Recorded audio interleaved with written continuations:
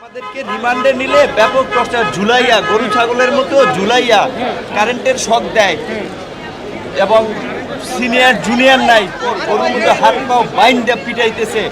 বারবার রিমান্ডে নিলে আরো টর্চার করবে। আপনারা আইনগতভাবে বলেন রিমান্ডে নিলে যে রিমান্ডের যে নির্দেশনা যে একজন ম্যাজিস্ট্রেট রিমান্ডে একজন ম্যাজিস্ট্রেট যে উপস্থিত থাকা অবস্থায় যে কথা বলবে সেই টর্চার করে সবাইকে ব্যাপক মাত্রায় যেন রাজনীতি না করে। অনেকের কাছে মুসলেকা চায়, মুসলেকা যে বাইরে যেন রাজনীতি না করে। আর আমাকে বিশেষ করে আমি কেন নির্বাচনে গেলাম না, 12 কোটি টাকা আমার বাসায় নিয়ে গেছে, তারপর আমি নির্বাচনে গেলাম না, শেখ হাসিনাকে নিয়ে গালিগালাজ করি, বক্তব্য দেই সরকারকে নিয়ে। এই কারণে আমাকে যারা ছাত্রলীগপন্থী অফিসার তারা ইচ্ছা মতো ফুটবলের মতো, আমি একটা ফুটবল ডিবি কার্যালয়, আমি একটা ফুটবল, এইটুকু আপনাদেরকে বলি। এখনো যদি আমার এই যে দাগ এখনো এই শুকায় নাই, এই এখনো শুকায় নাই। আপনারা একটু এইটা তো বলেন অন্তত রিমান্ডে যে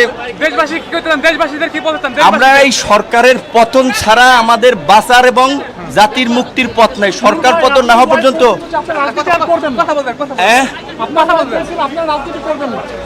আমাকে তো বাঁচতে দিবেন, আমাকে বলছে পঙ্গু করে দেবে ইলিয়াস আলী। যদি আমাকে বলছে যে পঙ্গু করে দেবে, আমার মতো দু একজন নূর না থাকলে তাদের কিচ্ছু হবে না। আমি শুধু এইটুকু বলি যে আমার শারীরিক পরীক্ষা করা দরকার, চিকিৎসা করা দরকার, আমার ইনজেকশন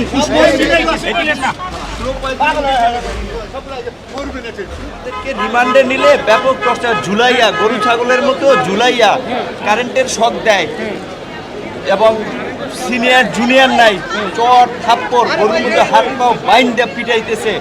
বারবার রিমান্ডে নিলে আরো টর্চার করবে। আপনারা আইনগতভাবে বলেন রিমান্ডে নিলে যে রিমান্ডের যে নির্দেশনা যে একজন ম্যাজিস্ট্রেট রিমান্ডে একজন ম্যাজিস্ট্রেট যে উপস্থিত থাকা অবস্থায় যে কথা বলবে সেইভাবে ব্যবস্থা করতে, টর্চার করে সবাইকে ব্যাপক মাত্রায় যেন রাজনীতি না করে। অনেকের কাছে মুসলেকা চায়, মুসলেকা যে বাইরে যেন রাজনীতি না করে। আর আমাকে বিশেষ করে আমি কেন নির্বাচনে গেলাম না, 12 কোটি টাকা আমার অফার দিয়েছে, স্বরাষ্ট্রমন্ত্রী বাসায় নিয়ে গেছে, তারপর আমি নির্বাচনে গেলাম না, শেখ হাসিনাকে নিয়ে গালিগালাজ করি, বক্তব্য দেই সরকারকে নিয়ে। এই কারণে আমাকে যারা ছাত্রলীগপন্থী অফিসার তারা ইচ্ছা মতো ফুটবলের মতো, আমি একটা ফুটবল ডিবি কার্যালয়, আমি একটা ফুটবল, এইটুকু আপনাদেরকে বলি।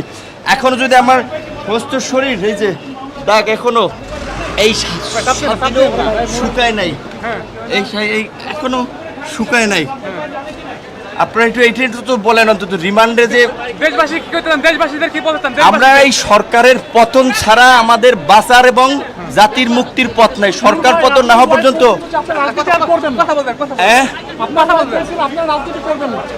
আমাকে তো বাঁচতে দিবেন, আমাকে বলছে পঙ্গু করে দেবে ইলিয়াস আলীর মতো। যদি আমি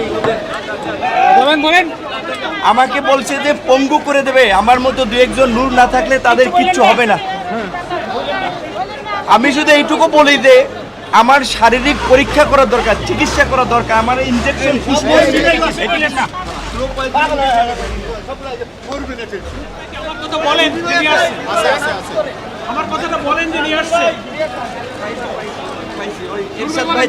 বলেন।